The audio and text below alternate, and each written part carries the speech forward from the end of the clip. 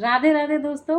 आज हम लोग के लिए वैसे भी बहुत खुशी की बात है कि हम लोग आज अध्याय 1 का श्लोक 20 का अध्ययन करने जा रहे हैं और भगवान श्री कृष्ण की कृपा से हम ऐसा कर पा रहे हैं। ये श्लोक वैसे भी बहुत विशेष है। यहाँ पे सिर्फ युद्ध का वर्णन नहीं है, यहाँ पर अर्जुन के जीवन का एक बहुत महत्वपूर्ण क्षण भी है जो भविष्य में भगवत गीता जी के उपदेश का कारण भी बनता है। यहाँ पे तो ये वैसे भी श्लोक बहुत ही महत्वपूर्ण है अर्जुन के जीवन के लिए भी और हम लोग के जीवन के लिए भी।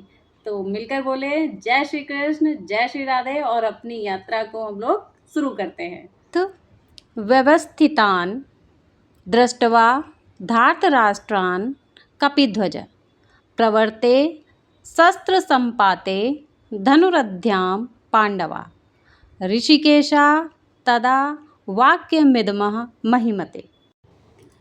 इस श्लोक का जो सरल अर्थ है वो ये है कि दोनों सेनाएं युद्ध के लिए तैयार खड़ी हुई हैं। अर्जुन जो है वो धृतराष्ट्र के पुत्रों की सेनाओं को देखते हैं और अपना गांडीव धनुष उठाते हैं और भगवान से संवाद करते हैं। एक चीज और यहाँ पर है, अर्जुन को यहाँ पर कपिध्वज कहा गया है। उसका कहने का कारण ये है कि अर्जुन के रथ पर भगवान श्री हनुमान जी की ध्वजा लगी हुई है, इस वजह से यहाँ पर अर्जुन को कपिध्वज कहा गया। इससे पहले के श्लोकों में हमने देखा था युद्ध की तैयारियां चल रही हैं, शंखनाद हो रहे हैं, लेकिन इस श्लोक में अर्जुन के मन की यात्रा की शुरुआत होती है।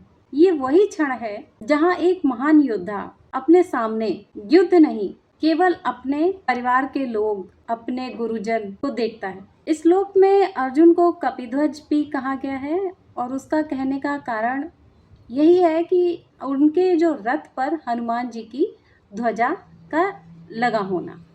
तो ये इस बात का भी संकेत है कि हमें स्मरण रखना चाहिए कि शक्ति के साथ साथ भक्ति और विनम्रता भी बहुत जरूरी होती है।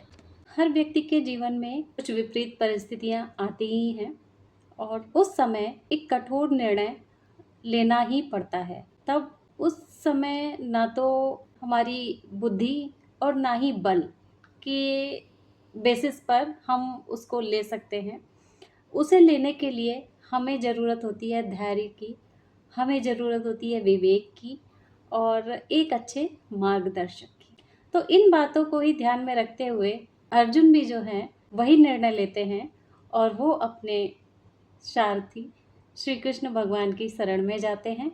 वहीं से भूमिका बननी शुरू हो जाती है भगवत गीता के ज्ञान की, एक ऐसा ज्ञान जो पूरी मानवता के लिए वरदान बन के सामने आया। और इस श्लोक से सबसे बड़ी सीख यही निकल कर आती है कि जब भी हम किसी विपरीत परिस्थिति में हो या भ्रम की स्थिति में हो तो हमें जल्दबाजी में कोई निर्णय नहीं करना चाहिए। उस समय हमें अपने धैर्य, विवेक का परिचय देना चाहिए और एक अच्छा मार्गदर्शक चुनना चाहिए।